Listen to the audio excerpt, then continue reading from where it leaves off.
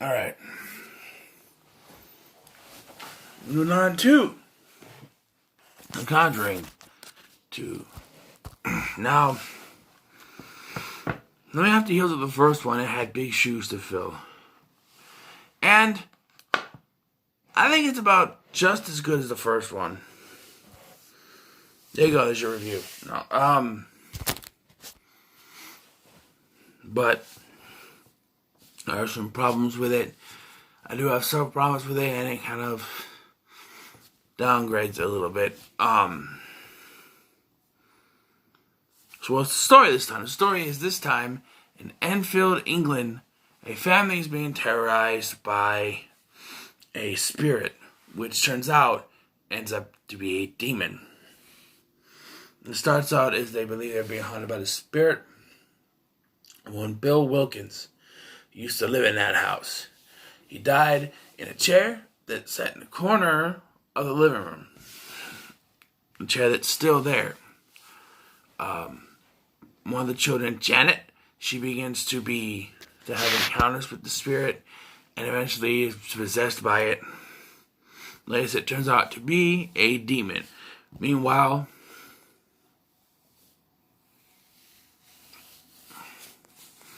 Lorraine Warren is being haunted by visions of a nun-like demon who she doesn't know who it is.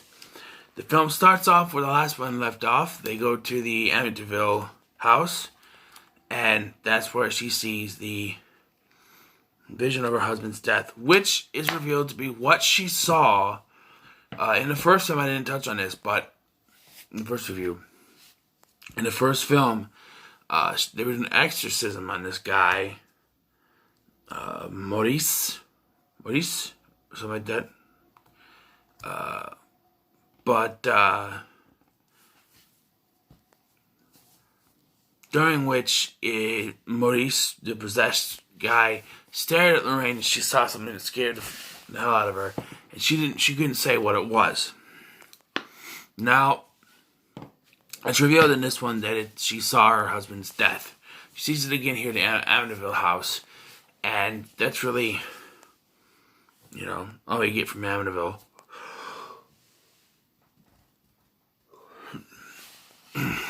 But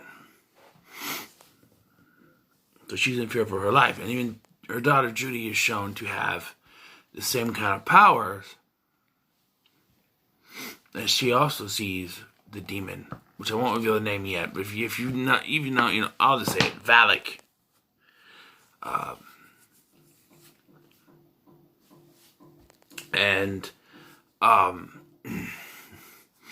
So they have to go to Enfield, England, to help this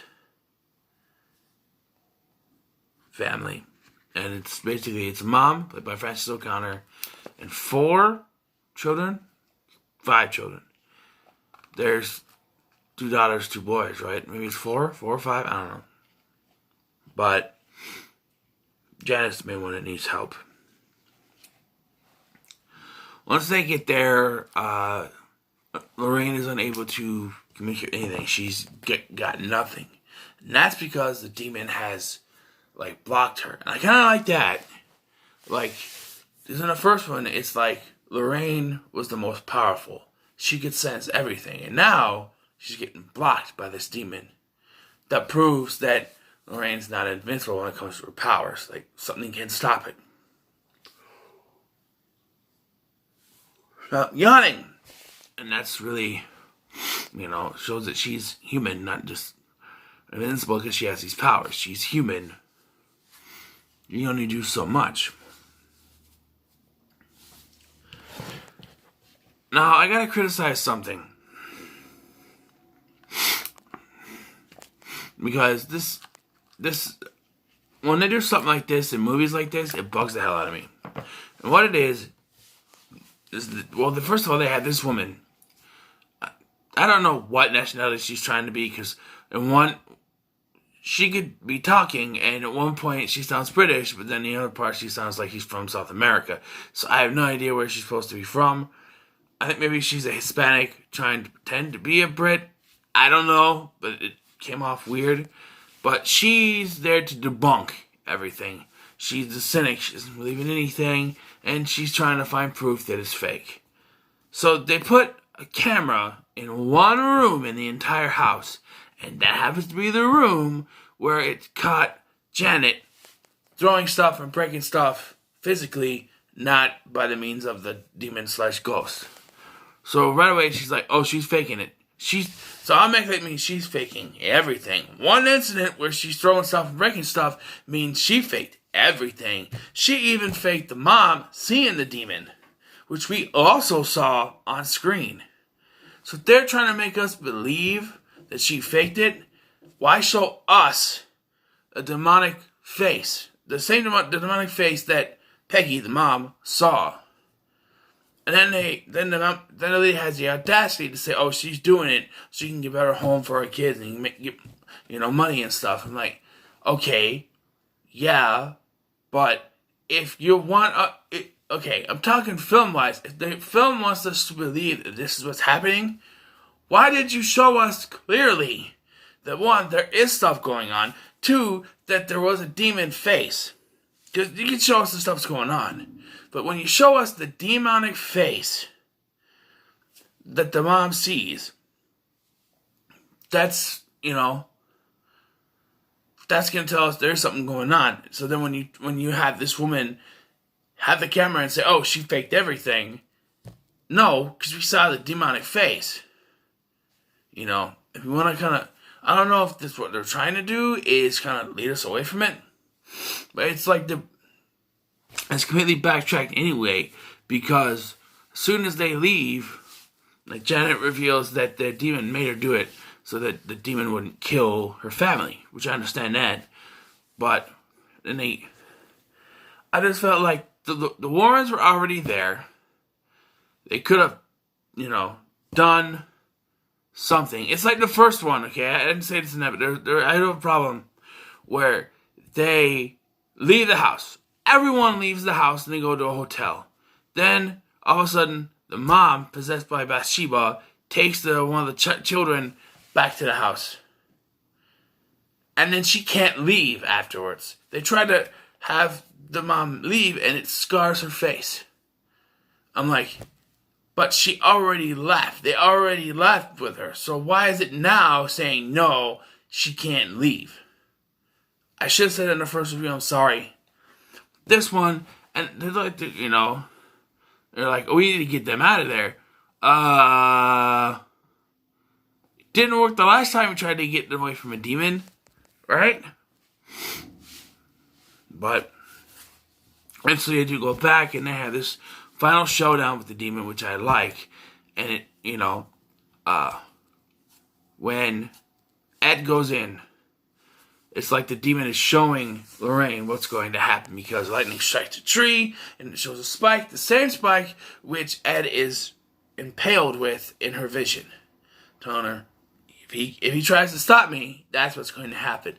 But Lorraine intervenes because earlier in the film, she asked who the demon was, what the name was, and she wrote it down, but it's not writing it down. She ripped up pieces of paper in the shape of the letters. I don't know how easy to read it is, especially when it's in the freaking rain. The goddamn rain, alright? But she figures out that it says Valak, and knowing the demon's name gives you power over the demon. She says it, go away. And then I like this, because, the realism. I don't know if this is true or not, but they said that Peggy, the mom, lived in that house until she died. And how did she die? She died in the very same chair, in the very same spot that Bill Wilkins did. I like that. I also like this scene. Vera Farmiga and I remember his name. Patrick Wilson. Vera Farmiga and Patrick Wilson were made for these roles. They are absolutely amazing in these roles. And I don't want them to stop. They're going to have to, because if they're going to try to be at least a little historically accurate, I think Ed Warren dies. He doesn't die in 2003, I think, but still. Maybe less than that. I don't know. I think it was 2003. But But yeah, it's just they're very good at portraying these characters. They're not really characters. They're real life figures. And a particular scene I want to say is when they're trying to bring the family together to help Janet, and so they bring a Elvis record over. But the record player, Peggy's record player, stops working. So a normal person would be like, "Oh, well, never mind then." There's, he asks, "Is there anything on a musical that we can use?" And most people would be like, "Oh, never mind. It was a good idea, but Ed sees a guitar from across the room and says, 'Hey, can I use that?' It was the dads who left. He starts singing, 'I Can't Help Falling in Love with You' by Elvis Presley. And it's a scene that almost makes me cry. I get a little, welled up. But yeah. And then at the end, after everything's done, Ed takes the token. I'd say it's the first one. They take a token from each of their places that they go to where there's a haunting or anything. First one was the music box, and this one is the spin thingy that plays the Crooked Man thing. The Crooked Man scene. Now, let's talk about that first. Crooked Man scene, supposedly they're making a film out of it. I don't know how they could do that since this was Valak taking the form of the Crooked Man. Although they could flip it around and say that the Crooked Man already existed in that house and it just went with Valak. I don't know.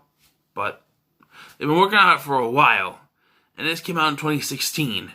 So they're still trying to field it, trying to, push it around and try to make it work. Which I appreciate. The longer it takes, it says the more work they're going to try to put into it. Not just going to be like, oh, this, boom, movie, Like they did with The Nun. Ooh, jump scare. We'll get to The Nun, because I got to talk about that, my experience. But, yeah, and the last thing I want to talk about is, continuing the Ed and Lorraine Warren thing. The last scene has him going home, and he's putting that music thing on there, and all of a sudden, the music starts playing, "I Can't Help Falling in Love with You" by Elvis Presley, and they dance, and that's how the movie ends, and then you get the pictures and stuff. Now, I'm not sure if this is depicted as it was in real life, but Ed and Lorraine Warren seem like a very happy couple. In the 3 films that they've been in, they don't seem to have much of arguments. They seem like a very happy couple, and they even poke at this that they were destined to be together. So yeah, the actors, whatever, and Vera Farmiga and Patrick Wilson, they were great together. You couldn't ask for a more perfect pairing of the two. Just great. So I'm gonna have to give The Conjuring 2 an 8 out of 10. Give it 8 out of 10. Very good film. Before I end this, I just want to say one thing. I know I did it again. I forgot Top 5 Tuesdays. Again, yesterday on Tuesday. I'm sorry. I forgot. Alright? I don't even think I did any reviews yesterday. I think I just spaced it off. Complete everything. Yeah, I did. I think I did. I did the 2 other Conjuring reviews, I think, didn't I? Anyway, apologize. You'll get one today. Sometime today I'm gonna do a Top 5 Tuesday, even though it's Wednesday.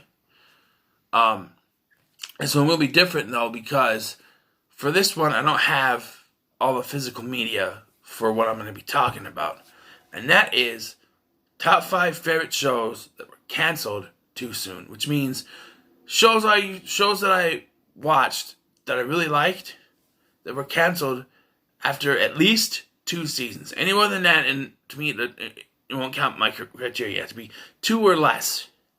So, the maximum is 2, the minimum is 1, of course. So, And it's not going to be conventional. Tell you right now, Firefly will not be on the list. Give me an honorable mention, if even, because I have the complete series. I have Serenity. I have not watched the entire thing. I only watched the first disc. From what I've seen, it was pretty good. Just never got back into watching it again. But I will. So like, what's different is I'm gonna have to write stuff down because I don't have all the physical media for it. I got a couple, but I'm not gonna go into too depth in these either because I'm hoping that at least the top 5, I can take each one. At least the top 5 in here, not the I don't mention this, but I can take each one and do a let's talk about episode on them. So yeah, look forward to that. So, what are your thoughts on The Conjuring 2? Let me know in the comments below. Like, share, subscribe. I love Beach Chicken Grease.